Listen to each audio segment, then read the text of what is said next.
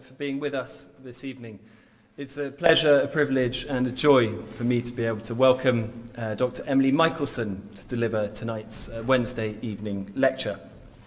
Emily is currently Senior Lecturer in the School of History at the University of St Andrews, where she is researching the cultural and religious history of early modern Italy and teaching many, if not most, aspects of intellectual, cultural and artistic traditions in Italy during the Renaissance. Emily has judiciously traded in the rain and drizzle of Scotland for what turns out to be the rain and drizzle of Rome, but nonetheless an excellent context for her to develop her very exciting new research. And it's research that has been rightly recognised and supported by a range of awards from points of great privilege, including the British Academy Mid-Career Grant and the Arts and Humanities Research Council. Emily is also, I should say, a very brilliantly collaborative and generous scholar, and we're very proud to count her as one of our research fellows here at the British School at Rome. Emily produced a superb monograph in 2013, which I recommend highly to all of you, called The Pulpit and the Press in Reformation Italy, which was published on the Itati Studies in Italian Renaissance History series with Harvard University Press. And it looks at Catholic responses to the many pressures of the Protestant Reformation. So she knows a lot about the printing press back then and knows a lot about the printing press today, also keeping many publishing houses deeply occupied by an impressive array of publications, books, chapters and articles. And we're all very much looking forward to the fruits of the present research project, which will culminate in her second monograph called Imaginary Jews in Early Modern Rome, looking at conversionary preaching to the Jews of Rome. And we are delighted that Emily has kindly agreed to share a part of that research here in tonight's lecture on walking conversionary Rome. And there is more good news, which is that there are more collaborations in the pipeline, including a summertime conference on the theme to be held here at the British School at Rome. So do look out for that one. So please join me in extending a very warm welcome to Dr. Emily Michelson.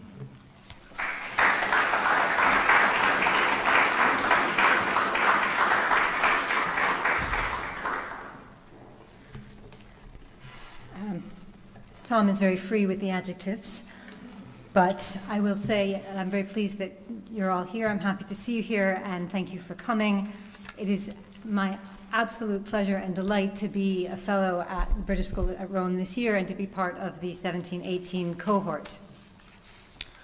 My task in my lecture this evening is to take a small phenomenon and map it onto two larger ones. The small phenomenon is forced conversionary sermons to Jews in early modern Rome. The two much larger ones are, first, changes in early modern Catholicism, and secondly, their reflection in its capital city, Rome. And when I say mapping, I'm being very literal. I'm looking at walking routes around the city, the way they relate to conversionary sermons, and tracing them on maps. It's been lots of fun.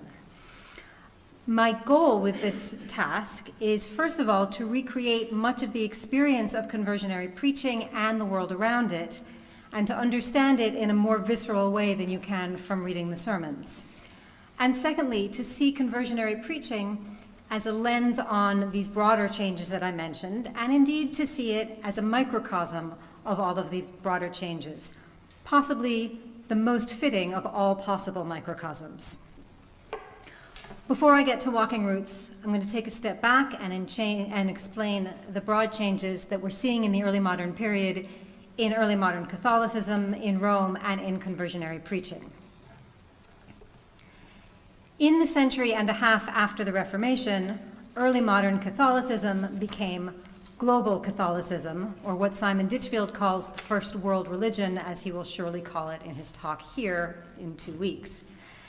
So we see, for example, an increasing focus on missions, on groups seeking to bring Catholicism to the Americas, to China, to Japan, even to the wilds of Northern Europe, notably with famous missionizing orders such as the Jesuits shown here, but also, and I think this is in some ways more significant, with the foundation of the Congregation of Propaganda Fide in 1622,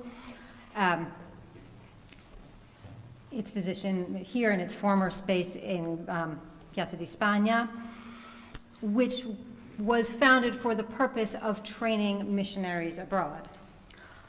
In addition to a focus on missions, we see an increasing focus on lay piety, education, and devotion. This means confraternities and religious orders that support confraternities.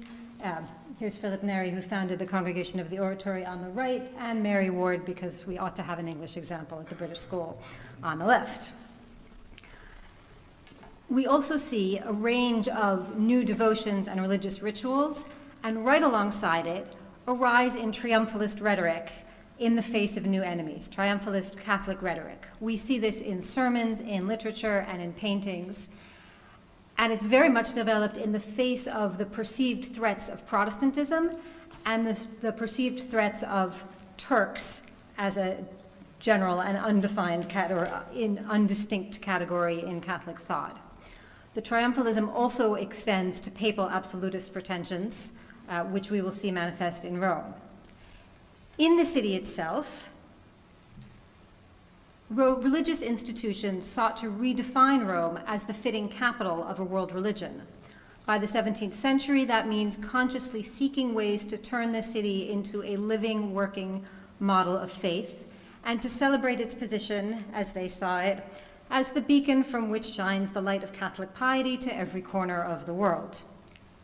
Now, I would just like to point out, this is a very one-sided view. It's very top-down. It's very unidirectional. It is not at all the way modern scholars understand how Catholicism actually worked in this period, but it is the kind of rhetoric that is most celebrated in the city of Rome in the early modern period. And we see it especially in the production of new treatises celebrating the piety and devotional richness of Rome. These are treatises that build on the long-standing tradition of tour guides to Rome, but add a new layer of tour guides to the institutions that most display Roman piety. But we also see it in the physical remodeling of the city, which reflects this triumphalist rhetoric. Oh, look, there's a new devotion that I forgot to show you. Here's a guide to the 40-hour devotion from Ferrara. There we go.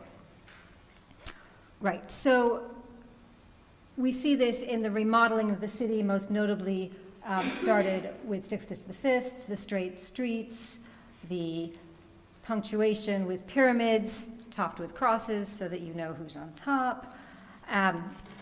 We see it with new churches, most famously St. Peter's, but also with the churches built for, and the big palazzi built for the new orders and confraternities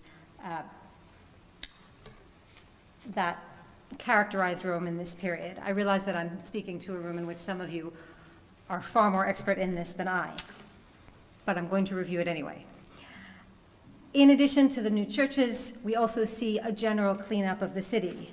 So, for example, both the building and the celebrating of better waterways, and with it, attempts to corral various kinds of undesirables, such as prostitutes and destitutes, and as we will see, Jews. We also see the development of uniquely Roman religious spectacles. For example, the pilgrimage rites for the Holy Year, pilgrimage rituals for the Holy Year, when the population of Rome quintuples, the 40-hour devotion, which is deeply rooted in Rome, and the pilgrimage to the seven churches. We see it most famously in paintings that celebrate the triumph of Catholicism over the entire world. In the midst of all of this grand rhetoric and uniting themes of global and local, we have a conversionary campaign to the Jews. And it's important to know that the Jews of Rome are the oldest and least easily ignored Jewish community in Europe. They're the only continuous community in Europe, and they have deeper roots in Rome than Christians have. There have been Jews in Rome longer than there have been Christians in Rome. And Jews, of course, are also the oldest targets of Christian conversion.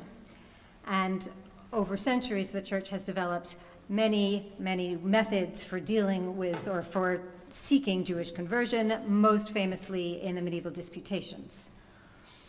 But in the 16th century, this drive to establish Rome as the pure, pious heart of a global religion leads to new anxieties about its native Jewish population, and that leads to a new conversionary campaign.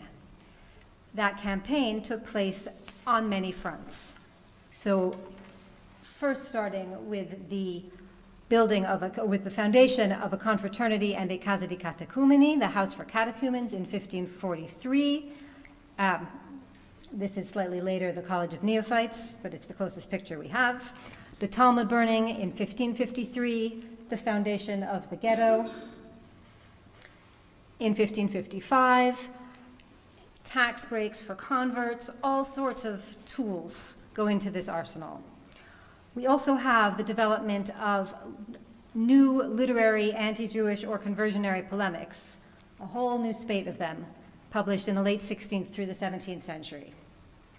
And at the same time, a new level of scholarly interest in Hebrew, which by the 17th century is very well established, which is sort of conversionary, but also shows a concerted interest in Judaism, or what Judaism is understood to be. The public face, the showpiece of this entire conversionary campaign, is forced conversionary preaching to Jews. Where all the other efforts that I've mentioned are private or occasional, this one is public and well-regulated. It begins in the late 16th century. Weekly enforced conversionary preaching is set up and regulated through two papal bulls, 1577 and 1584. And while in theory they cover all of Italy, in Rome, conversionary preaching has an overwhelming symbolic weight, and it becomes a popular weekly spectacle. It happens more or less continually through the end of the 18th century, and it remains on the books, at least in theory, until 1847. Conversionary sermons took place on Saturday afternoons, the Jewish Sabbath. The reasoning is, first, that Jews wouldn't be working, and so couldn't beg off for work, and second, that in the sermons they would hear refuted the very same portions of the Torah that they would have heard that morning in synagogue. But in the end, the audience for conversionary sermons included not only Jews, but also converts, Christians, and tourists.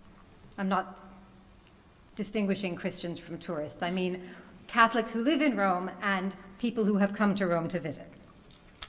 Again, just to remind you, this is the capstone of a conversionary campaign, and the relentlessly public nature of conversionary preaching makes it an important part of the general history of the city, its urban and religious fabric, its public face that it shows to the world, and its much broader conversionary fervor. And that's the thing that interests me most today, the spectacular public nature of conversionary preaching, and particularly the significance of the percorso, or the journey that it takes to get to the sermon. Why am I interested in the percorso? Because the sermon, manifestly, was a moment detached from ordinary time. It's a moment that is meant to effect a transformation in its listeners. And in attending a conversionary sermon, every member of the groups that I'm going to be discussing had to leave the life they were living elsewhere and make their way to the sermon in order to detach themselves from ordinary time. In addition to this, walking was, of course, frequently a religious act, and especially in Rome. Think, for example, of the Stations of the Cross and the way they are layered over Roman antiquities, and of specifically Roman pilgrimage routes such as the Sette Chiese. So the walk to the sermon is doubly significant. It is both a crucial step in the sermon process, because it is the act that separates the sermon from its surroundings, and it is also simultaneously a metaphor for the sermon itself. As walking is a journey, so is conversion. The walk to the sermon had the potential to be the mezzo del cammin di nostra vita. I will stop belaboring the point now, and just say that nothing seems more apt to me than to use the idea of the walk to the conversionary sermon to think about what the sermon might have meant to the major groups of participants who went, and to think about the transformations that sermons were expected to effect in their different listeners, and to think about how conversionary preaching intersected with broader changes in the history of Rome. This comes to me from a long-standing and growing interest in walking, which was much helped, I would say, by friends from the British School, with whom I did the Via delle Sette Chiese a month ago, and this is my plug for the fact that I think we're doing it again in December, and you should all come. It's really fun, if it's not raining. I will also say that the topic of walking and conversionary sermons occurred to me in 2015, a long time before I saw the title of Stephen Milner's upcoming inaugural address, which seems to be on similar themes. Okay, we'll talk. But I will also say that in the months since I've been here, since we're on the topic of the British School, the help I've received and the amount that I have learned from people at the British School, whether that is getting me into places that are otherwise not open to the public, advising me on bibliography, lending me tape measures, has been extraordinary, and I'm, again, quite happy to be a part of it. And I will also just point out, for reasons that might become clear later, that I particularly like that it is located next to the Faculty of Architecture of the Sapienza. What I'm going to do now is to recreate as much as possible 3 journeys to the conversionary sermon: that of converts, that of Jews, and that of Christian spectators. These are all journeys that really happened, in as much as that really happened, full stop. And I'm investigating them at 3 moments in conversionary preaching history, about 25 to 30 years apart, to see what they reveal. The map that I'm using is not this one, but the Falda 1676 map, because it is precise and detailed enough to trace routes and also see the actual buildings, and it's beautiful. And I'm also using my own images as much as possible because, of course, you can't talk about walks through Rome without taking the walks through Rome. And you'll know which photographs are mine because they're really bad.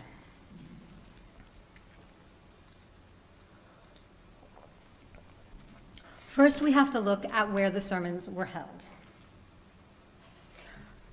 The destination for all of these walks is the the complex of Santissima Trinità dei Pellegrini, which is a complex built for the devotions of the confraternity of the same name, which is a group that exemplifies everything new about Counter-Reformation Rome. It's founded by a new saint, Philip Neri. It's overseen by his new religious order, the Society of the Oratory.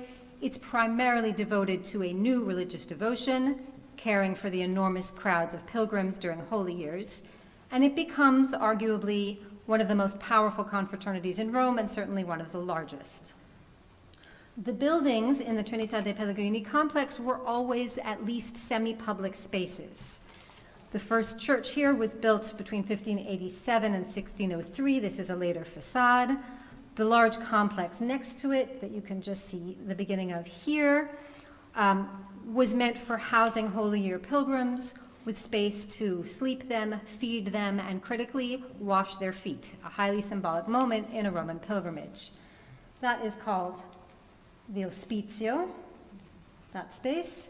And they also had a hospital, which they used for housing and caring for convalescents in the other 24 years out of 25 that were not holy years.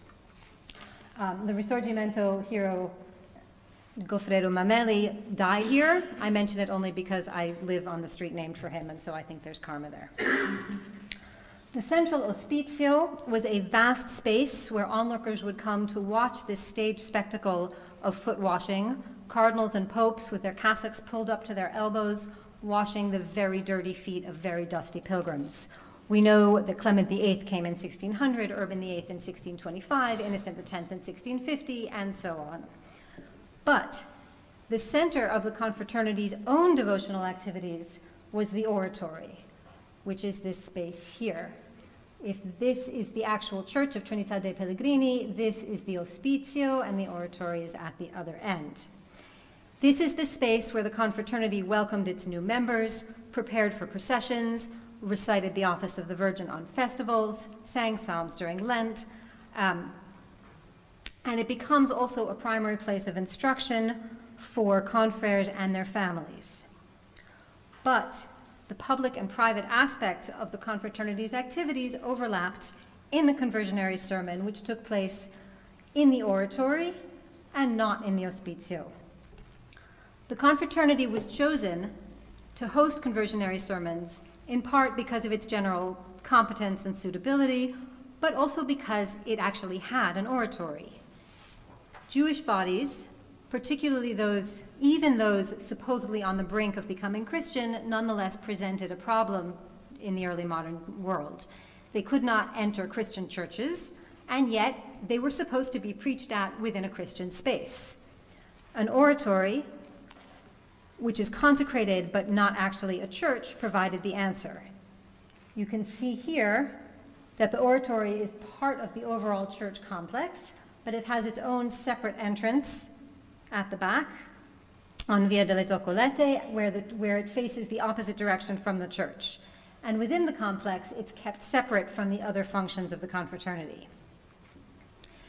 At conversionary preaching, the oratory becomes a public space. There is overwhelming evidence of multiple audiences at these sermons, spectators coming to watch conversionary sermons in much the same way as they came to watch the foot washing. The oratory itself was a vast and richly decorated space, 49 by 95 palmi romani, or about 11 meters wide by 21 meters long. That makes it fully the same width and 4 meters longer than Borromini's oratorio for the Chiesa Nuova, and almost a third the length and over half the width of the central nave of the Gesù. I bring up these two churches because they are the most important of the neighboring churches undergoing construction at the same time, and they both are intended for religious groups that are involved in conversionary preaching. In more immediate terms, the oratory was about 5 meters longer than the entrance hall to the British School and over twice as wide. One end of the oratorio had a large altar with an altarpiece painting by Jacopo Zucchi, completed around 1572 for that space. It shows, as you can see, the Pope Gregory Mass taking place in St. Peter's with a host of recognizable cardinals and grandees. This is Ferdinand de' Medici, who was both the patron of the confraternity and the patron of Jacopo Zucchi. And even though this is my photograph of it, and this is a good photograph of it, even though the painting was completed before conversionary sermons ever started, the Jewish audience in the oratorio would nonetheless have gazed on the features of the Pope who had sent them there, the Pope who instituted conversionary preaching, because Gregory XIII lent his features to the figure of his namesake, Pope Gregory. The walls of the oratory contain lists of the confraternity's benefactors. This isn't one of those, this is one from the Hospitio, but the benefactors included Carlo Borromeo, Queen Christina of Sweden, and Lorenzo Bernini, who did not give money but did give a marble bust. And it also contained a fresco of San Giuseppe Calasanzio, who would go on to found the Piarist order, or Scolopi.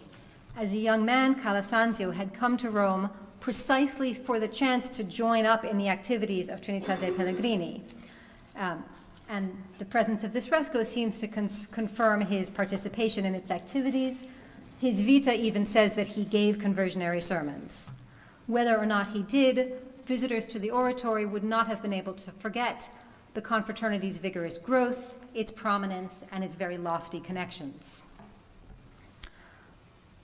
Despite occasional exceptions, very few, Trinità dei Pellegrini remained the location of record for weekly fixed conversionary sermons through the mid-18th century. We have records of it in 1699.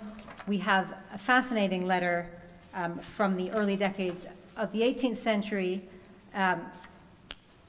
which says that sermons should be moved from from Trinità dei Pellegrini to Santa Maria del Pianto, which is a church we're going to get to. It's right outside of the ghetto.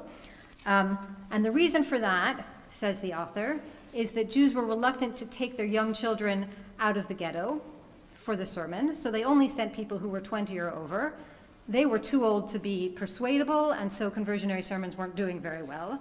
But that if they moved it to a closer church, people might be more willing to send their younger, more impressionable children and bring the preacher better luck. This is in fact what happened. The sermons did move to Santa Maria del Pianto for a while, and then in 1823 they were moved to the church of St. Angelo in Pescheria, where they were held in the final decades of conversionary preaching, and which contains famously a plaque commemorating conversionary sermons, even though they were only held here for the last decades of a 300-year history. And if you ever sign up for a tour of the Roman ghetto, they will absolutely stop and tell you about them right here. This verse, that is both in Latin and in Hebrew, is Isaiah 65:2. I have spread out my hands all the day unto a rebellious people that walk in a way that is not good, after their own thoughts. The oratory itself was destroyed in 1940 and is now shops, not even open shops. Okay, who came to the sermons and how did they get there? The first group we're looking at is converts, and I am locating them in 1582, which was the most prominent year for conversionary preaching in its early days. It's an exciting devotional ritual in a city that loves exciting new devotional rituals. And it's very clear that in these early decades, converts, former Jews, were brought to the sermons. We have vivid descriptions from a number of visitors right in this period. Most famously, the description by the English priest Gregory Martin, who wrote, "In this audience, the catechoumeni and neophyti, that is to say, the recently converted and the recently baptized Jews, have their place among the Christians in their livery, these of white and these of black," right? So the ones who are going to convert and the ones who have just converted each have their uniforms and they're brought in and they're sat in the sermon. And he emphasizes the colors and the ceremony that surrounds them, the importance of their visibility at the sermon. And in fact, attendance at conversionary preaching to Jews was also a critical part of the education of new Christians. I will remind you that conversionary houses were the first volley in the conversionary campaign and started 40 years before conversionary preaching. Conversionary houses began as a Jesuit initiative in the 1540s with the establishment of the Confraternity of San Giuseppe, which had the purpose of fostering, educating, and supporting catechumens and neophytes, male and female. Then came the establishment of a separate convert for converted Jewish women in 1562, and then the College of Neophytes in 1577, which is meant to prepare converts who want to join holy orders. 1577 also marks the very first, the launch of conversionary preaching in Rome. And in fact, people who went into the Collegio dei Neofiti were often intended to be future conversionary preachers. All of this concerted effort, I will remind you, is a real difference in spirit in the 16th century compared to earlier conversionary campaigns. And conversionary preaching to Jews immediately becomes a way of cementing all of the previous initiatives to support newly converted Catholics. In their first decades, including in 1582, the catechumens and neophytes, mostly Jewish, mostly formerly Jewish, were housed at San Giovanni in Mercatello, which is here, where the confraternity was based. I'm leaving the nuns out because I don't think they were brought to the sermons. It is no longer extant, but it was located in the bit between where this fountain of Aracelli was about to be built, but wasn't built yet in 1582, and the intersection of Via dell'Araceli and Via delle Bottego Scure. It's easier to think of it as being located, there's the fountain again, on the little traffic island at the bottom of the Capitoline where you prepare to take your life in your hands before you cross the street. The church itself was demolished in 1929. But back in 1582, we're still under Gregory XIII, Rome would not yet have had superimposed on it all of the markers of straight streets and fountains and Christianized obelisks, which are going to start in the next decade or so. None of that has happened yet, but in any case, the route from San Giovanni in Mercatello, where the catechumens were housed, to the sermons would nonetheless remain largely untouched by these later transformations. Over the years, the catechumen's route to the sermons, which seems most probably to have gone that way, down to Trinità dei Pellegrini, could come to seem like traveling back in time, as the rest of the city evolved and was built up, and these streets remained largely the same. And that is true, of course, in more ways than one. The route itself was heavy with time-bound symbolism. The route took them past the ghetto, and then beyond the ghetto, a sort of physical reenactment of their theological journey. They're both going forward into more Catholic institutions, Trinità dei Pellegrini, but also backwards in their minds, I'm imagining, to the moment of their own conversion and to the society that they have left behind. Walking to the sermon, they might well have recalled the moment when they first left the ghetto and first transformed themselves.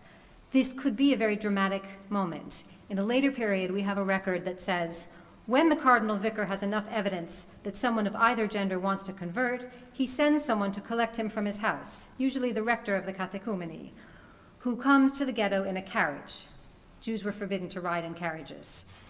He's accompanied by a policeman from the Tribunale, and when he has taken him, he leads him to the Casa di Catecumeni. So there's this dramatic exit in a way that was not previously available to you, and this quick transition. The route taken by the catechumens would in fact have joined up with the route taken by Jews, which we'll get to next. That's the red line, is the overlapping bit.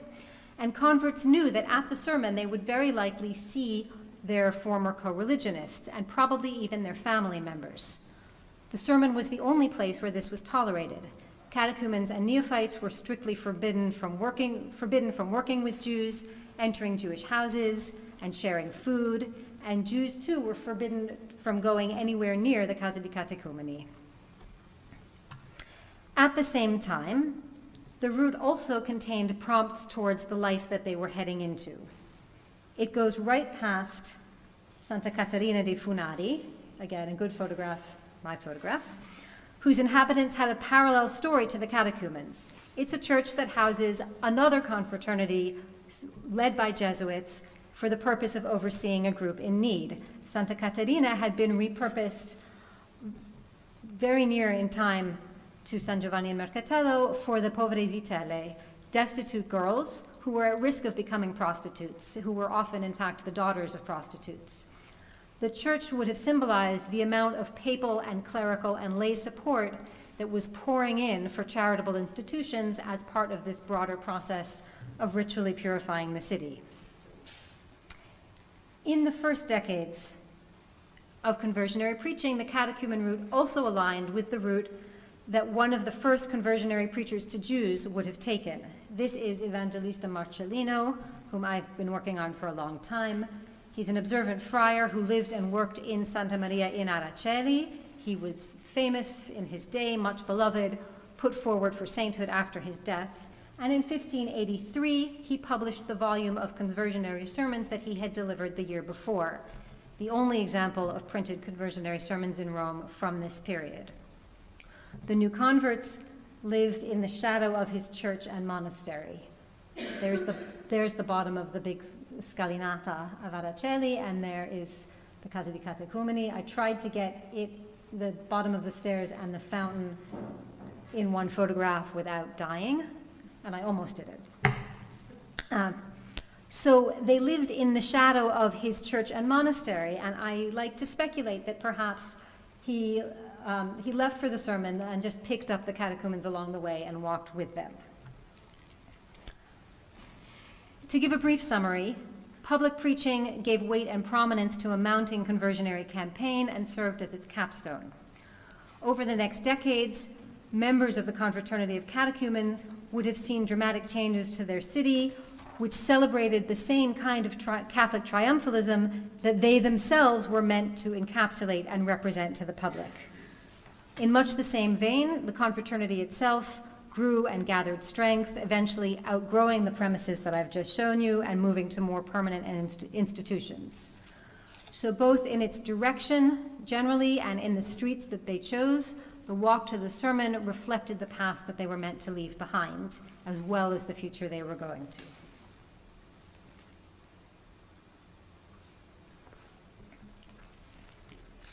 Secondly, we're looking at the Jewish route to the sermons. This is the most symbolic and ritualized and unchanging of the three routes, and that's because, as we know, the walk from the ghetto to the conversionary sermon was a thing. It was a sort of unofficial but highly stylized ritual procession. And I'm going to examine this walk as it would have taken place in 1604. In 1604, Jews had been attending conversionary sermons for about 25 years, which means that only the oldest people had been free of it as adults.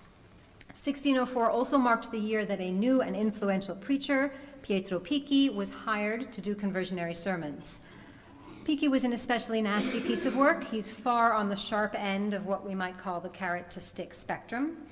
His anti-Jewish polemical treatises, which you see here, are drawn from his sermons, and they would continue to influence Christian rhetoric and arguments about Jews for decades. I have found page references to his works in the margins of manuscripts written 70 years later. The Roman ghetto, which had been established 2 generations earlier in 1555, was narrow, dark, and crowded, and you can still, in some streets, get a sense of the kinds of spaces that it had. Its footprint was much smaller than the area considered the ghetto today. These are taken from a really nice book that shows the footprint of the ghetto with its later edition, superimposed on the general outlines of the ghetto as we understand it today without its walls. So you can see that it's really only about 4 city blocks, and yet it housed up to 3,000 people, 3% of the population of Rome, and was only torn down in the mid-19th century. Jews were compelled, here's the Falda picture of it. Jews were compelled to walk together in a ritual procession. So I want to know, where did they leave from? The ghetto had 3 gates and then a 4th added later. In Piazza Giudea, in Piazza di Pescaria, and towards the Quattro Campi Bridge, and then another one, this one is added later. Of these 4 points of exit, the most important was the gate into Piazza Giudea, as it more or less was then, which has been called the ultimate frontier of the ghetto. It's a busy market space that symbolized the point of transition, or if you like, the point of contamination, between Judaism and Catholicism. The piazza is outside the ghetto, but you can just see, now I can't see it, but right there is the gate into the ghetto, which is not shown. As I had said, Jewish converts to Catholicism were prohibited from entering houses and socializing with their former co-religionists, with Jews, and they were forbidden from entering the ghetto, but they were even forbidden from entering the Piazza Giudea because it was too close to the ghetto and too tempting. Rosemary San Juan also points out that more print legislation is directed at this space, more attempts to control people's behavior, than any other space in the city. And she also points out that when the House of Catechumens was founded, it's founded reasonably close to the ghetto, but at the farthest possible entrance from Piazza Giudea, because it is such a tremendously symbolic space. So although it is not the closest gate to the location of conversionary sermons, which would have been the gate here, which would have taken the Jews down Via delle Zoccolette, it was most assuredly the gate by which the Jews left. And they would have walked down today's Via Portico d'Ottavia and then Via dei Giubbonari. On their way, they would have passed Santa Maria del Pianto, which I mentioned earlier, and which stands in Piazza della Giudea, and then a few minutes later, the Church of San Carlo ai Catinari. And these 2 churches both embody some of early modern Catholicism's most distinguishing characteristics and its starkest differences from Judaism.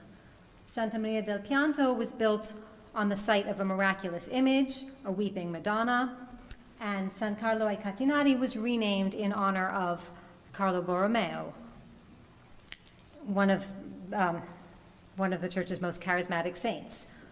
Miracles and charismatic saints being points of difference between Judaism and Catholicism. Even if Jews did not have these associations, they would certainly have been obvious to the Christian spectators who routinely lined the route that Jews had to walk from the ghetto to the sermon. And such spectators would surely have seen the Jews in their procession in the terms that conversionary preachers used to describe the unconverted: walking in the way of blindness, walking according to the flesh. And indeed, much of the legislation that I mentioned that regulated Jewish Christian behavior took the form of edicts warning Christians not to molest or shout at or attack or torment the Jews as they left the ghetto. Some edicts even clarify that they will threaten excommunication for anybody who molests Jews as they go to the sermons. We have many, many copies of these bandi that have survived. It was a warning that was clearly necessary to repeat over and over. Most notably, on the corner right about where the Jews would have turned left to reach Trinità dei Pellegrini stood Rome's Monte di Pietà.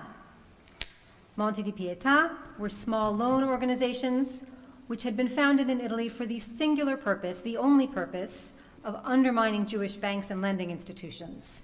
Jews in Italy were often the only lenders, both because of Christian prohibitions on usury and because of legislation that prevented Jews from practicing most other professions. And over the course of the 15th century, a series of Monte di Pietà were founded explicitly intended to circumvent and reduce Christian financial dependence on Jews. But it was also the case that increased economic independence allowed for and even encouraged new levels of anti-Jewish violence. The incendiary sermons of mendicant preachers in northern Italy often advocated the founding of Monte di Pietà in the same breath that they denounced any social interaction between Christians and Jewish rabid dogs. Sermons could provoke immediate violence against Jews and bring out calls for Jewish expulsion, which in fact came to fruition in the 16th century in much of northern Italy. Rome's Monte di Pietà had especially upsetting and violent anti-Jewish associations. It's a relatively late addition to the constellation of Monti in Italy, but it was intended to crown previous efforts, and it was founded with great fanfare and ceremony in 1539, after a series of incendiary Lenten sermons by the Commissioner General of the Franciscans. During Holy Week of 1539, and in fact only 2 days after the Monte made its first loans, the Confraternity of the Gonfalone staged a passion play in the Colosseum. This is one of the oldest and most venerable confraternities in Rome at the time, and its passion plays were the highlight of its year. They were hugely expensive, elaborate productions. Like most passion plays, the 1539 Gonfalone one was filled with anti-Jewish rhetoric and descriptions of an accursed race full of wickedness, of venom, of hatred, and rage. But unlike most passion plays, this one led to real violence. The spectators stormed out of the Colosseum and attacked Rome's Jews, stoning and killing many of them in a sort of sassaiola santa, or a ritualized stone throwing. And while incendiary sermons led to violence often, it's unusual to see this happen with passion plays. And Barbara Wish, who has studied this event, links it directly to the brand new Monte di Pietà and to the 2 months of provocative sermons that had preceded it and promoted it. Rome's Monte di Pietà competed with Jewish loans and lenders and banks, seeking to undermine them completely and eventually succeeding many years later.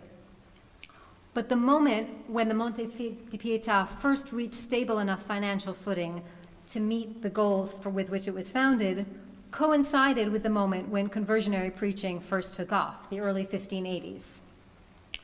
Both institutions were heavily promoted and supported by Gregory XIII. And so for Jews walking in procession to the sermons, the Monte di Pietà building, in its final grandiose form, would have showed the gradual but steady success of papal antagonism. After 65 years of temporary premises, this very, very big new building was completed in 1604.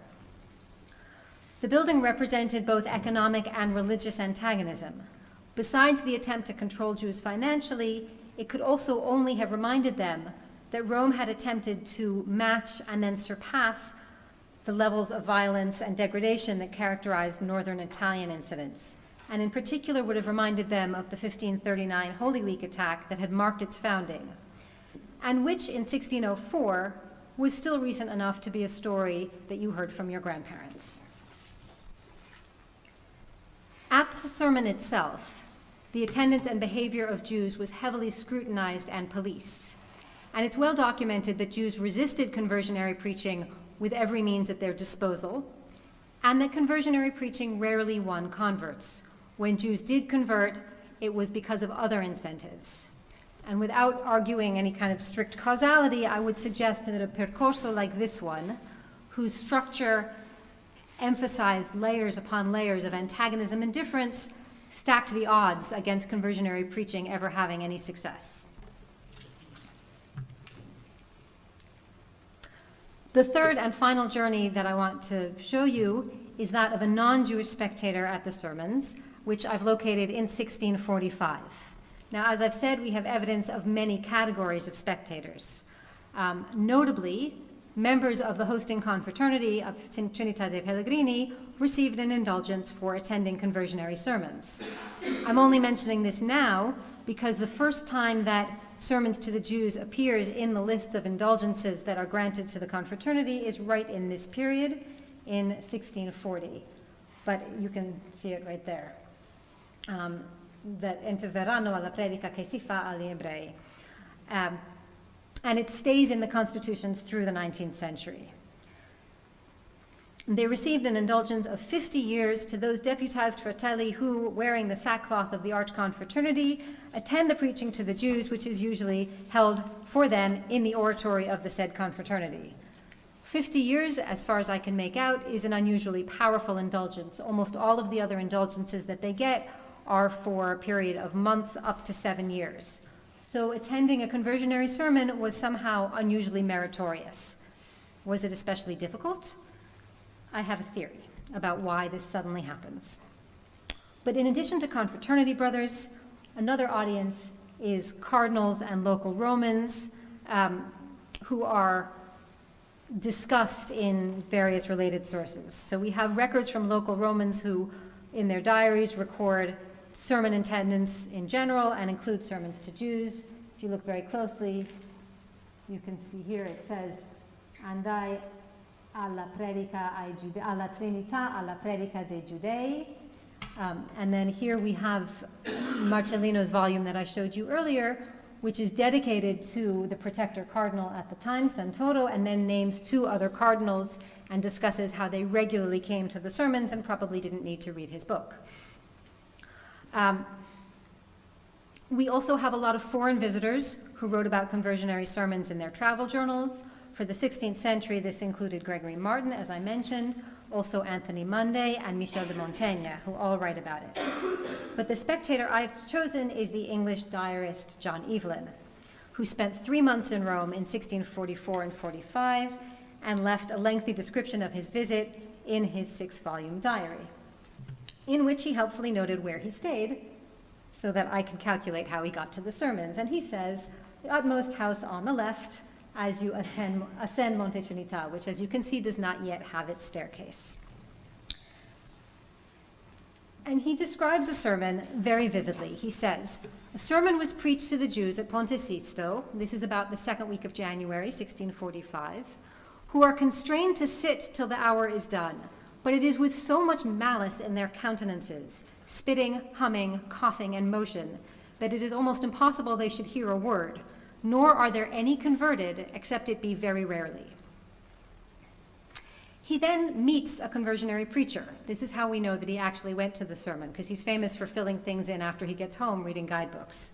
But he says, the 25th, invited by a friar Dominican, whom we usually heard preach to a number of Jews, to be godfather to a converted Turk and a Jew. The ceremony was performed in the church of Santa Maria sopra Minerva, near the capital. They were clad in white, then exercised at their entering the church with abundance of ceremonies. When led into the choir, they were baptized by a bishop in pontificalibus. The Turk lived afterwards in Rome, sold hot water, and would bring us presents when he met us, kneeling and kissing the hems of our cloaks. But the Jew was believed to be a counterfeit. We will leave aside the fact that Evelyn was not Catholic and that the topic of counterfeit conversions is wonderful, and we're not talking about it now.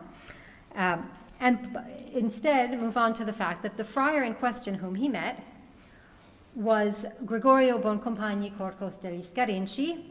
This is his family home. He's the grandchild of converts. He's a pillar of the Dominican order in Rome and a noted Hebrew scholar. And in the year 1645, the year that Evelyn is talking about, he undertook a series of sermons analyzing whether Isaiah's prophecy of redemption applied only to Jewish exile in Babylonia or whether it applied more broadly. And he tried to refute rabbinic arguments on this subject. These seem to be some of his more popular sermons because they are prepared or semi-prepared for publication, but they were never published and they are in manuscript at the Vatican Library. If Evelyn had heard even one of these sermons, it would only have reinforced to him the trope of Judaism as an intrusive, unfortunate vestige from the past, well out of step with the times. And this is the theme that I think would have marked all of Evelyn's journey to the Conversionary sermons, which leads him from Trinità dei Monti here, down via Condotti, and all the way down today's Corso del Rinascimento. If you assume that he left from home, the first thing he would have done practically is to have crossed Via del Corso, named for the carnival races run along its route. Evelyn was not in town for carnival that year, but another grand tourist, Francis Mortoft, was in 1659, and he wrote, "The Jews ran this day naked, only they had something about their middles, to hide nature, that the whores might not see all." This race of the Jews was a long-standing Roman institution at carnival time. It's heavily documented and noted. It's part of the fame of the Corso. So Evelyn could have contrasted the beleaguered Jews of the races with the opulence and splendor of Piazza Borghese, which is right on his route here, site of the rising papal family. And there is probably no better example of this trajectory of rising new papal families of the 17th century and their grand artistic and dynastic ambitions than the story of Paul V and his brother, Cardinal Scipione Borghese, who moved into his family's palazzo, which was just recently renovated, in 1621 and set up a painting gallery. He brought with him, here it is, he brought with him a grand cardinal familia of 224 people, so many that he had to build them their own building on the other side of the piazza. And in the middle, just in keeping with our British School of Rome theme, is another faculty of architecture, I think also of the Sapienza. Having left Piazza Borghese and turned left, the next major site that he might have seen is San Andrea della Valle, down here. In 1645, it was almost completed, but had not yet been consecrated, and it too is a sign of the rise of new papal families and the restructuring of the city of Rome. The previous chapel to San Andrea, which was itself only 2 years old, had to be rethought and the buildings around it rebuilt because Sixtus V, who was a Peretti, built the Via Papalis, which affected its footprint. The new final church boasted the second largest cupola in Rome, and funding and sponsorship to finish the church came from later Peretti cardinals. So Sixtus V's nephew Alessandro Farnese Peretti and his great-nephew Francesco Peretti. As it happens, Francesco Peretti turned out to be the dedicatee of a small and obsequious pamphlet by a convert, whom he had presumably godfathered because the convert is named Gian Francesco Peretti, trained in the Collegio dei Neophytes. It's called Leone Liberale, and it was published in 1644, the very same moment when John Evelyn is in Rome. Both the piazza and the church were to all extents and purposes entirely transformed, we might even say brand spanking new, since the last reference point that we had of 1604. And this brand spanking newness was in sharp contrast with Evelyn's own view of Jews.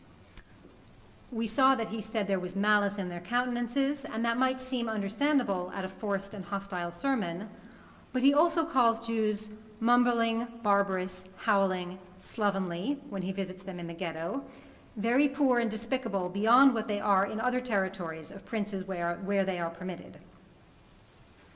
The unusually degraded status of Roman Jews is what makes them prominent in Evelyn's eyes and makes them more visible. The point I'm going for here is that conversionary preaching remains a spectacle. It's no longer a novelty. It's been going for 70 years, but we find that Roman Jews are mentioned in almost all guidebooks and grand tour narratives from this period. And often conversionary preaching is placed prominently as a specifically Roman characteristic that people on the grand tour should see. So in, for example, Pierre Duval's account of his voyage to Italy in 1644, he describes conversionary preaching as the primary characteristic of Roman Jews. In his introduction to the city, he says, "Rome is still peopled with more than 300,000 souls and almost 8,000 Jews who are obligated under pain of fines to hear every Saturday a sermon, usually given by a Dominican, against their sect.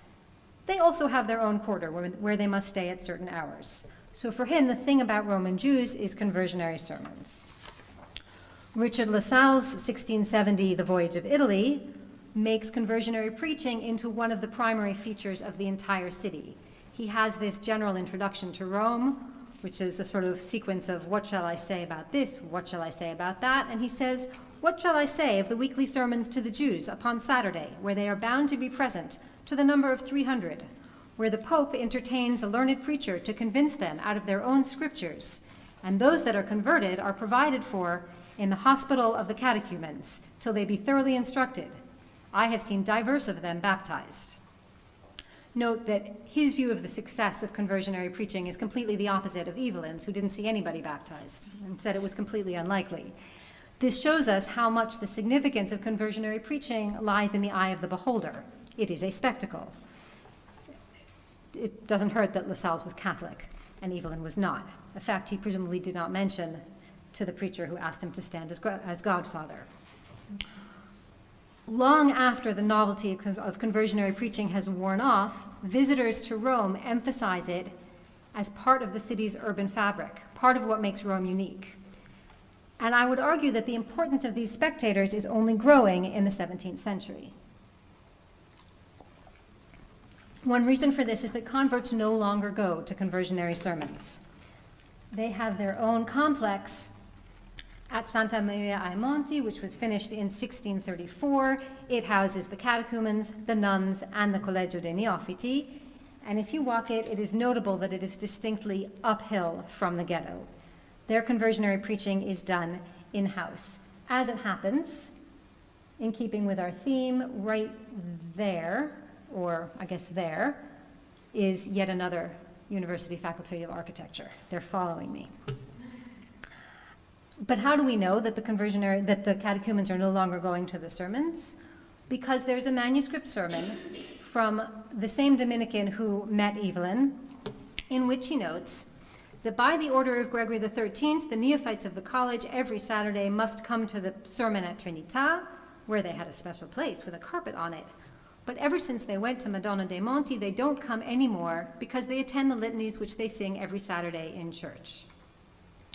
Now that quotation started with because. What's his because? He's trying to answer the following question. We ask, should Christians continue to attend sermons to Jews? And we answer yes. This subject, whether Christians should continue to go to conversionary sermons, mattered a tremendous amount to the preacher, Boncompagni. He first tackled it in a 1673 sermon to the Jews, and then he worked it into two lists which we find at the back of one of his volumes of sermon manuscripts. One is entitled, as we saw, Should Christians Continue to Attend Sermons to the Jews?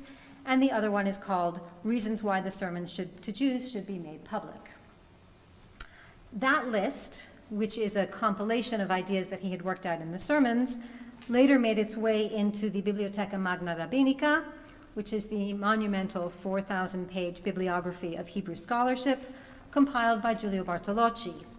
Bartolocci was a close friend and colleague of Boncompagni, and although his work is well known among Hebraists, Boncompagni's sermons are completely unknown, and yet that is where the ideas were worked out first. In those lists, Boncompagni confirms what the tourists and cardinals and other visitors already knew, that the sermons were intended for them too, as much if not more than they were intended for the Jews. Here are some of the reasons that Boncompagni offers in his lists. He says, because it is good that in front of Christians, the faith of Jesus Christ is confessed, praised, explained, and defended, which does not happen in other sermons where it is supposed that they already know things pertinent to the faith. And then he says, that for Christians it still matters because they hear, defended, and proved the mysteries of the faith and are better confirmed in it. Right? Conversionary sermons are seen as a vehicle for making Christians into better and more informed Christians. And maybe, I like to think, it is in recognition of that importance to Christians that this is precisely the period when confraternity brothers get an indulgence for attending. Now, there is absolutely no evidence that John Evelyn or Pierre Duval or Lassalle's ever changed their views because of conversionary sermons or were in any way transformed. It seems reasonably sure that they did not. But the evidence does suggest that the groups that administered and organized conversionary preaching increasingly valued the role of Christian observers. This is an era when Catholicism, as I said, is increasingly global and increasingly proselytizing. It is also an era when any one faith must increasingly be chosen and fought for. It's an option among many. And under those circumstances, there is no better platform for explaining and defending Catholicism, either as a global religion or as an alternative to Protestantism, than at a sermon for Jews, which brings Catholicism back to its oldest antagonists and back to its roots. So the intended audience is everybody.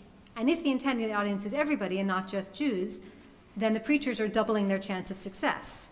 If it makes Christian observers more pious, it would still fulfill the triumphalist mission of the Roman Church, even if no Jews actually convert. And I think that walking to the sermon represents the moment of their hope for Christian conversion, whether fulfilled or not, the moment of greatest potential. Meanwhile, for the observers themselves, especially for the grand tourists, conversionary preaching came to symbolize Roman uniqueness within Europe.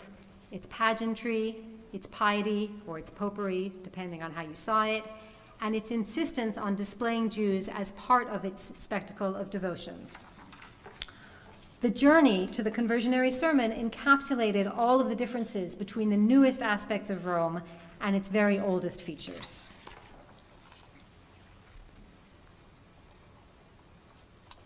So by way of a very brief conclusion, we've seen that conversionary rhetoric strongly associates walking with Jews and unconverting, right? Continuing to walk in the way of darkness. But we've also seen that walking captured the moment of greatest potential for faith, whether a new faith or a new depth of faith. And more broadly, it shows us three thoughts that I want to leave you with. One is the point I've been belaboring this entire time, that conversionary preaching contains elements of the dramatic changes in Rome's religious and urban fabric in the early modern period.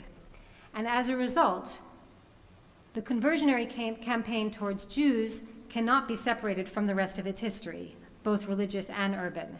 They're part of the same historiographical architecture. That was a joke. Thank you.